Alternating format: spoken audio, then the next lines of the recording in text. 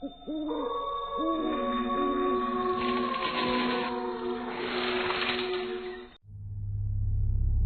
के करीब 7 या 8 बजे होंगे। दिन ढल चुका था। शमशान भूमि से सटे जंगल में एक तांत्रिक तंत्र साधना में लीन बैठा हुआ था। उसके सामने एक स्त्री हाथ जोड़े बैठी हुई थी। जमीन पर फैला सिंदूर, नारियल, तंत्र का सामान और किसी आदमी की फोटो देखकर यह स्पष्ट था कि यह तंत्र किसी की जान लेने के लिए रचा जा रहा है।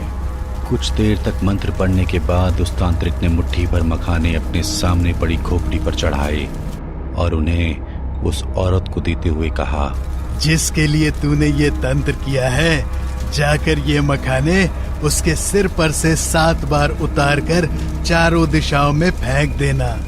बचे हुए मखाने उसे बिना बताए खिला देना। इस तंत्र का कोई काट नहीं है। अगर तू ये मखाने खिलाने में सफल हो गई तो उसके प्राण कोई नहीं बचा सकता। वह स्त्री उन मखानों को अपने पल्लू में बांधकर घर ले आई थी। उसके चेहरे पर एक कुटिल मुस्कान फैली हुई थी। घर पहुंचकर उसने चारपाई पर आंखें बंद कर लेटे हुए अपने पति के ऊपर से मखानों को घुमाया और रात के अंधेरे का फायदा उठाकर चौराहे पर जाकर अलग अलग दिशाओं में फेंक दिया। घर आकर उसने मखाने दूध में पकाकर अपने पति को खिला दिए।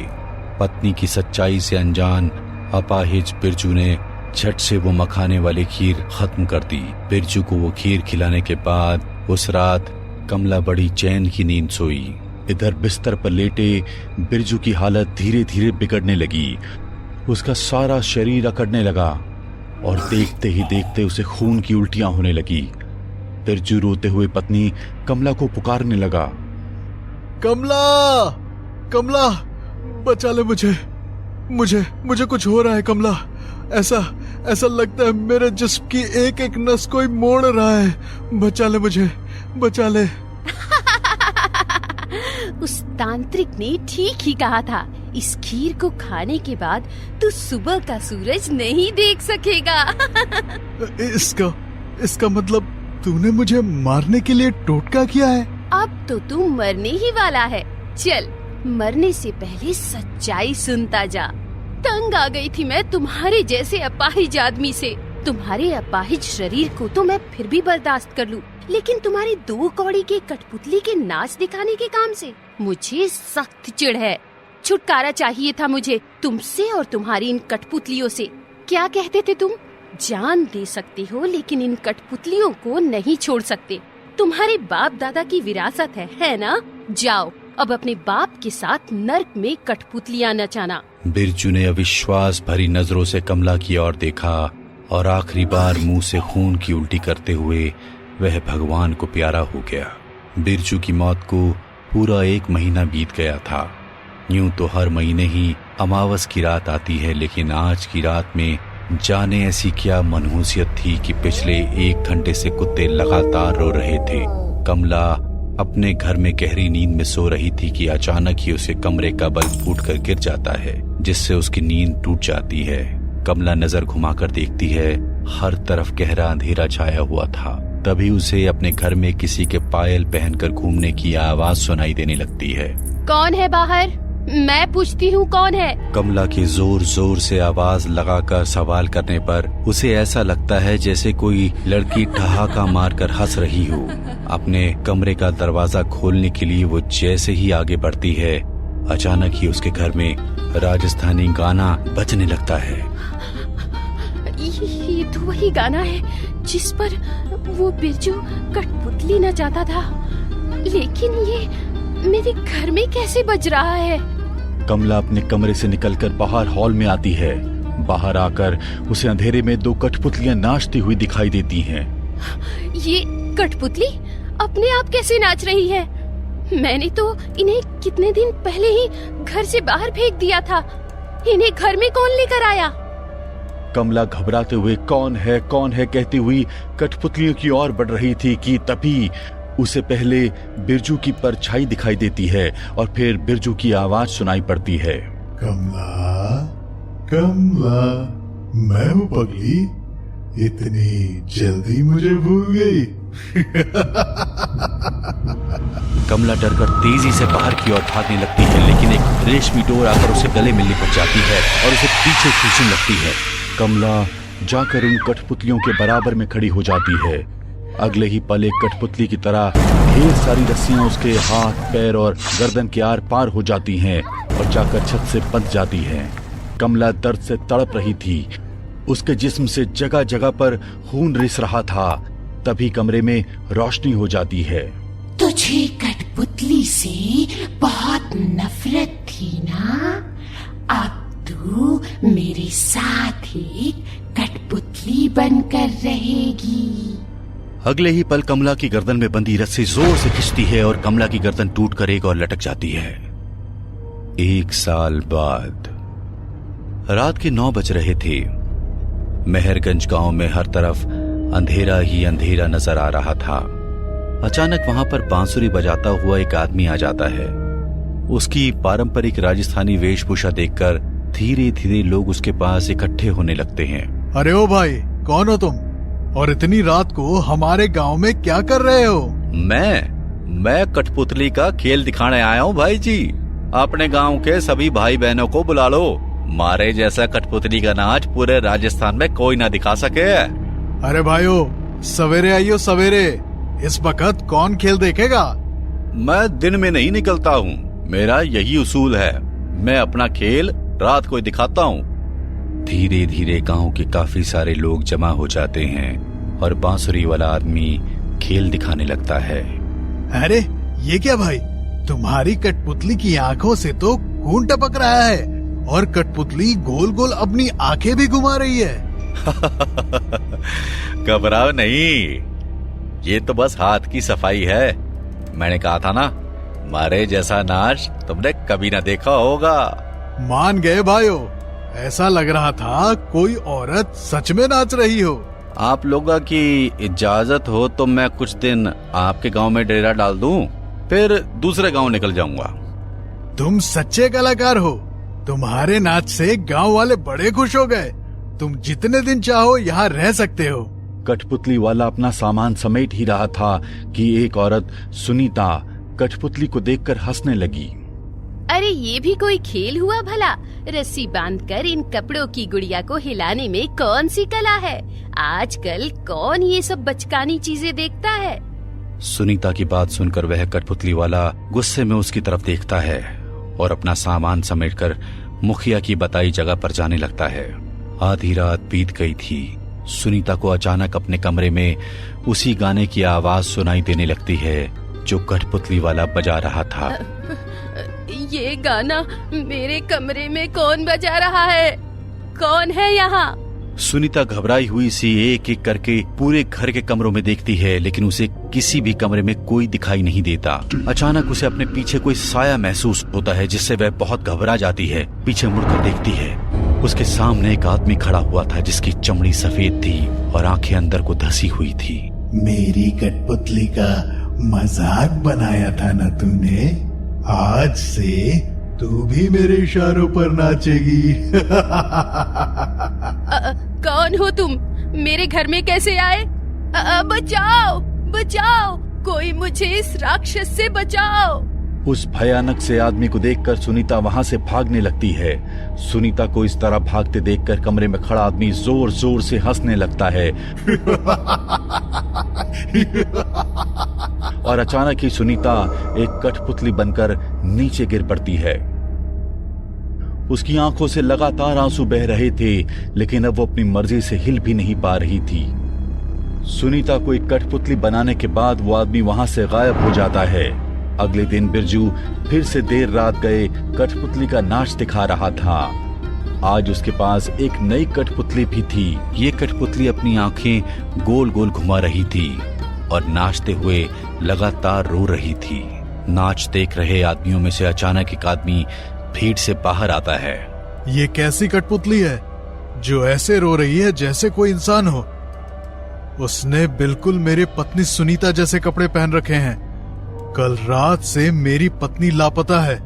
सच सच बता, तूने क्या किया मेरी पत्नी के साथ? सुनीता का पति गुस्से में कठपुतली वाले को पीटने के लिए उसके गिरेबान पकड़ लेता है। अरे बीवी के गम में बावला हो गए हो के? तेरा दिमाग ठिकाने पर तो है। कोई इंसान कठपुतली कैसे बन सकता है? सुनीता, सुनीता तुम कहाँ चली गई? मुझे पता है तुम्हें उस कठपुतली वाले ने मुझसे छीन लिया है। तू कभी लौट कर नहीं आएगी, लेकिन मेरी बात पर कोई यकीन नहीं कर रहा। वो रोता बिलखता सुनसान जंगल में भटक रहा था कि तभी अचानक से उसके सामने एक बाबा आ जाते हैं, जिन्हें देखकर पहले तो वो डर जाता है और ध्यान से देखने पर उन्हें सारी बात बता देता है। ये क्या बोल रहे हो तुम? क्या तुम्हारे गांव से भी लोग गायब हो रहे हैं? क्या तुमने कोई कठपुतली का खेल देखा था? बाबा क्या आप मेरी मदद कर सकते हैं? उस कठपुतली वाले ने मेरी पत्नी को कठपुतली में बदल दिया। मैंने देखा है उसे। उसकी आंखों से आंसू गिर रहे थे और उसने हूबहू सुनीता जैसे कपड़े पहन रखे थे। बाबा बेटा, तुझसे पहले भी इसने दूसरे गांवों से कई सारे लोगों को कठपुतली में बदला है। वो आदमी नहीं है, बिरजू नाम के एक कठपुतली वाले की आत्मा है। इसके बाद बाबा उसे बिरजू की पूरी कहानी सुनाते हैं। बाबा, इस तरह से तो वो न जाने कितनी ही जाने लेता रहेगा। आप कुछ कीजिए बाबा। क्या वो तुम्हारे गांव में रुका हुआ है? हाँ बाबा। ठीक है, चलो मेरे साथ। बाबा वीरू के साथ उस जगह पर पहुंचते हैं जहां बिरजू ने अपना डेरा डाला हुआ था। बाबा बिरजू के घर के चारों ओर कुमकुम से घेरा बनाकर अपने लिए एक सुरक्षा घेरा बनाते हैं और फिर प्रेत मुक्ति यज्ञ करने लगते हैं। मंत्रों की शक्ति से उत्तेजित होकर बिरजू अपने कमरे से बाहर निकलता है और गुस्से में चिल्लाने लगता है, रुक जाओ वरना पछताओगे। बिरजू दौड़कर वहां से बाहर आने की कोशिश करता है, लेकिन बाबा के सुरक्षा घेरा बनाने के कारण वह बाहर नहीं निकल पाता। बाबा के लगातार मंत्र पढ़ने से बिरजू अपने वास्तविक रूप में आ जाता है। उसका भयानक चेहरा देखकर वीरू का कलेजा मुंह को आ रहा था। बिरजू भयानक आवाज में चिल्ला रहा था, लेकिन बिरजू की बातों पर ध्यान दिए बिना बाबा लगातार मंत्र पढ़ना चालू रखते हैं। विधि समाप्त हो गई वीरू, अब इस सुरक्षा घेरे के चारों ओर आग लगा दो, जिससे इस दुष्ट आत्मा का अंत हो जाएगा। बाबा के इतना कहते ही वीरू रेखा के चारों ओर आग लगा देता है, जिससे बिरजू की चीखें पूरे गांव में गूंजने लगती है और कुछ ही देर में उसकी आत्मा वहां से गायब हो जाती है और कठपुतली का खूनी खेल हमेशा के लिए खत्म हो जाता है।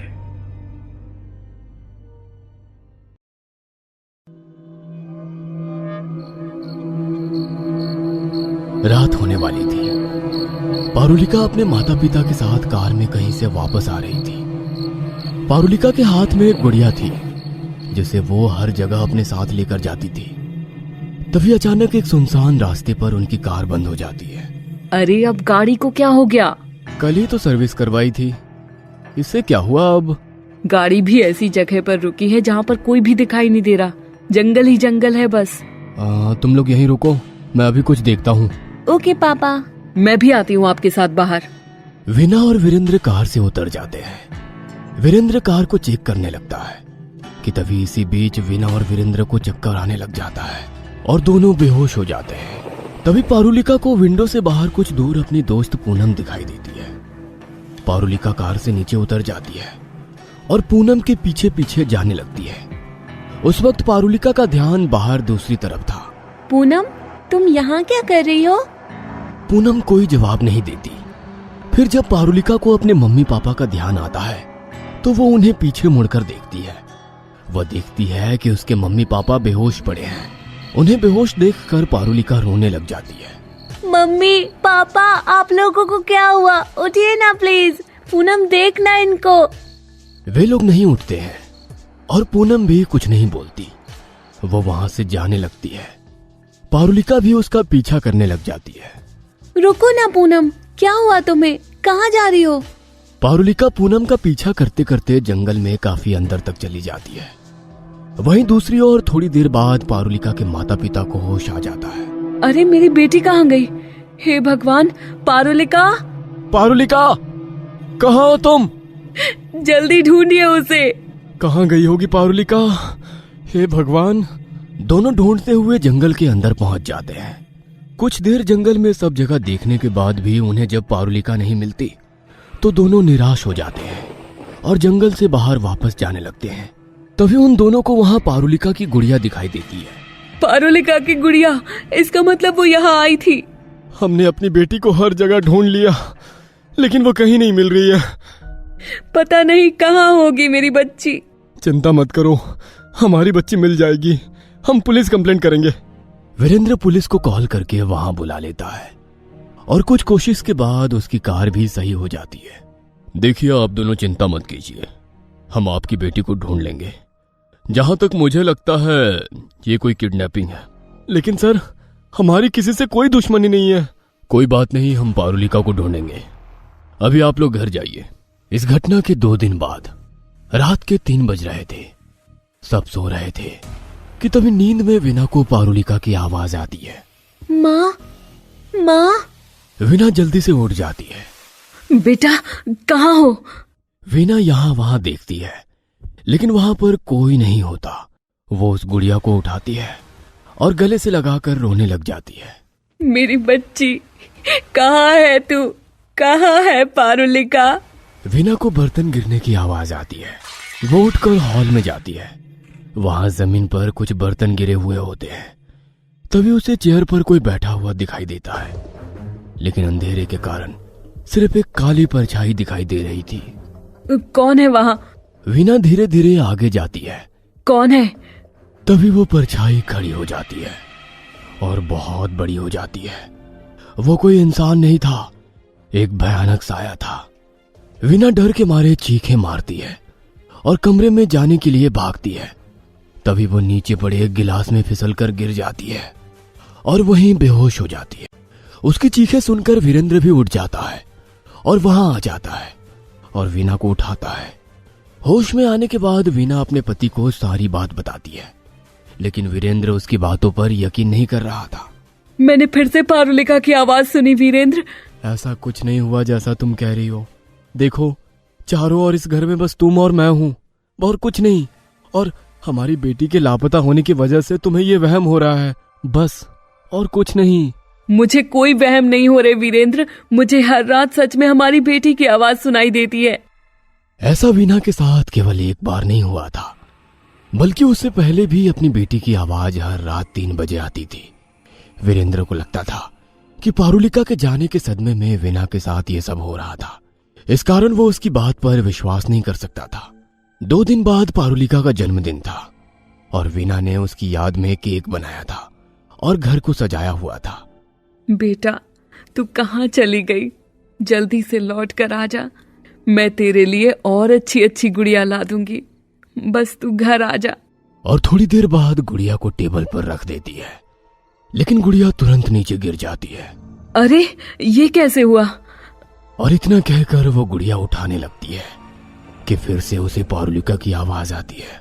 इस बार वीना डर जाती है। कौन हो तुम? माँ, माँ मैं हूँ, मुझे बचा लो माँ। और वो गुड़िया अपने आप चलने लगती है, जिसे देख वीना बहुत डर जाती है और वो घर से बाहर भागने लगती है। लेकिन उसकी आंखों के सामने अचानक से दरवाजा अपने आप ही बंद हो जाता है। कोई है? दरवाजा खोलो, बचाओ मुझे, खोलो। और तभी वो गुड़िया वीना के बहुत करीब आने लगती है और उसके सीने के पास आ जाती है। वीना बेहद डर जाती है। उसका दिल बहुत जोर से धड़कने लगता है और उसके बाद वह वहीं बेहोश हो जाती है। थोड़ी देर बाद जब उसकी आंख खुलती है तो वो वहां पर विजय को पाती है। वह विजय को सब बताती है, लेकिन विजय भी उसकी बातों पर यकीन नहीं करता और उसे समझाने लगता है। भाभी जी, आप हौसला रखिए, पारुलिका मिल जाएगी। आपको उसकी बहुत याद आ रही है, इसलिए ये सब आपको दिखाई दे रहा है। नहीं विजय, तुम्हारे भैया भी मेरी बातों का यकीन नहीं कर रहे। मुझे पारुलिका की आवाजें आती हैं, ना जाने कहाँ है मेरी बेटी। पारुलिका आ जाएगी भाभी, आप चिंता मत कीजिए। वही वीना उस गुड़िया को देखती है तो गुड़िया तो उसी टेबल पर रखी हुई थी, वीना को भी समझ में नहीं आ रहा था कि आखिर उसके साथ क्या हो रहा था। भाभी जी, पुलिस वालों ने क्या बताया है? विजय, पुलिस कुछ भी नहीं कर पा रही है। अभी तक मेरी बेटी के बारे में कुछ भी पता नहीं लगा पाई है। मैं तो बहुत परेशान हूँ। पुलिस अपना काम कर रही होगी, मिल जाएगी वो। और इसके बाद विजय वहां से अपने घर चला जाता है। तो उसी रात विजय के साथ एक बेहद खतरनाक घटना होती है। करीब रात के 2 बजे विजय की आंख खुलती है तो वो देखता है कि उसकी पत्नी जया वहां पर नहीं है और वो उसे ढूंढते हुए किचन में जाता है। किचन में जाने पर वो देखता है कि उसकी पत्नी अपने संतुलन से एकदम बाहर हो गई थी और उसने कांच के बर्तन तोड़कर जमीन पर फैला रखे थे। जया बिखरे बालों से अलमारी के बिल्कुल ऊपर ऊंचाई पर चढ़कर बैठी थी। जया, तुम्हें ये क्या हो गया है? होश में आओ। तुम वहां कैसे चढ़ गई? नीचे आओ। जया बहुत भयानक तरीके से हंस रही थी। जया के हाथ में एक कांच का टुकड़ा था। वो चेहरे और शरीर पर कट लगाने लगती है जिससे उसका चेहरा और शरीर जख्मी हो जाता है। खून बहने लगता है। जया, रुक जाओ प्लीज, ये सब मत करो। ये क्या हो रहा है? हे भगवान, ये हमने क्या कर दिया? वहां हर जगह खून ही खून हो जाता है। कुछ ही देर में जया बेहोश हो जाती है और वहां से नीचे गिर जाती है। उसके सिर में चोट लगती है और सिर से भी खून बहने लगता है। जया उठो, जया। जया उसका कोई जवाब नहीं देती और तभी कुछ अजीब सी आवाज आती है। विजय पीछे मुड़ता है और तभी एक काला साया उसे धक्का दे देता है जिससे विजय वहां पड़े कांच के टुकड़ों पर जोर से गिर जाता है और वहीं पर उसकी मौत हो जाती है। वहीं वीना और उसके पति को जब ये बात पता चलती है तो वे लोग भी काफी दुखी होते हैं। इस घटना के 3 दिन बाद जया वीना के घर जाती है और उस समय बहुत रो रही थी। मत रो जया, अब जाने वाले की कमी तो हम पूरी नहीं कर सकते, लेकिन हम सब हमेशा तुम्हारे साथ हैं। मैं उस बात पर नहीं रो रही भाभी। तो क्या बात है जया, बताओ मुझे, क्यों रो रही हो तुम? मुझसे बहुत बड़ी गलती हो गई है भाभी। मुझे पता है कि आप दोनों मुझे माफ नहीं करेंगे, लेकिन अभी ये सब बताना बहुत जरूरी है। आखिर कौन सी गलती हुई है? पारुलिका की गुड़िया में आपकी बेटी की आत्मा है। ये क्या बकवास है? भाई साहब, ये सब मैंने एक बाबा के साथ मिलकर किया था। मैं आप लोगों से बहुत जलती थी। मेरा कोई बच्चा नहीं था और जब भी आप लोगों को पारुलिका के साथ इतना खुश देखती तो मुझे वो खुशी बर्दाश्त नहीं होती थी। तो बस मैंने सोच लिया था कि मैं भी आप लोगों की खुशी खत्म करके आपको मुझ जैसा बिन बच्चे का बना दूंगी। पर हमने तुम्हारे साथ कभी कुछ गलत नहीं किया। आप लोगों की तरक्की और खुशी देखकर मैं परेशान हो गई थी, इसलिए मैंने आप लोगों के साथ ऐसा किया। लेकिन ये सब करना मेरे और मेरे पति पर ही भारी पड़ गया। पारुलिका कहाँ है मुझे पता है। कहाँ है मेरी बेटी? कहाँ है मेरी बेटी? जल्दी बताओ। वो मानीपुर के पास के गांव में एक बाबा रहते हैं, उन्हीं के पास है पारुलिका। मुझे माफ कर दो प्लीज, हमें लेकर चलो वहां। सभी लोग जल्दी से उस पते पर पहुंच जाते हैं। उस समय वीरेंद्र और वीना को जया के किए पर बहुत गुस्सा आ रहा था, लेकिन वे लोग उसकी हालत को देखकर उसे माफ कर देते हैं। खैर, वे तीनों गुड़िया के साथ वहां पहुंचकर बाबा से इस समस्या का हल पूछते हैं, क्योंकि केवल बाबा ही थे जो कि पारुलिका को वापस ला सकते थे। बाबा जी, हमें आपसे कोई शिकायत नहीं है, बस आप मेरी बेटी को वापस ला दीजिए। हम हाथ जोड़कर प्रार्थना करते हैं। बाबा जी प्लीज बताइए, कहाँ है हमारी बेटी? इस गुड़िया से हमारी बेटी की आत्मा को बाहर निकालिए बाबा जी।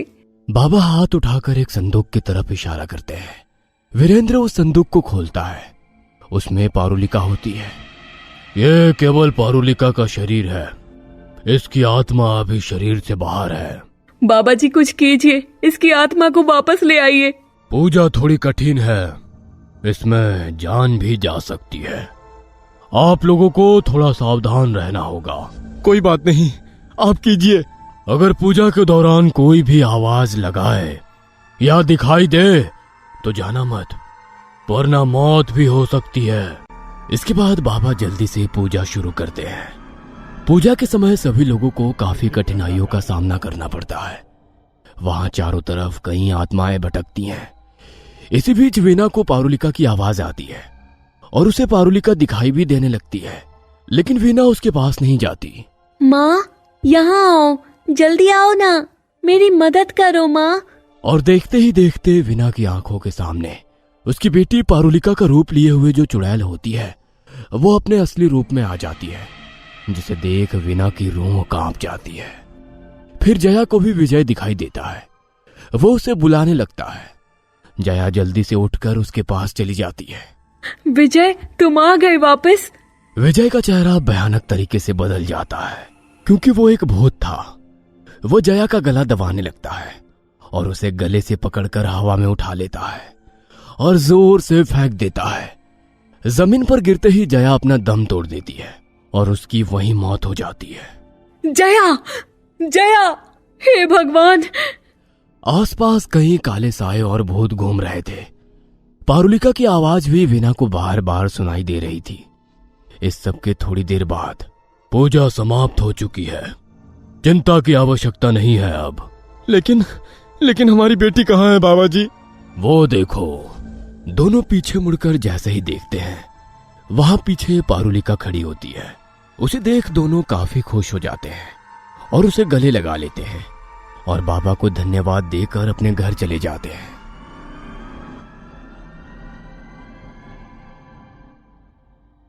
उम्मीद है दोस्तों आपको आज की कहानी बहुत पसंद आई होगी।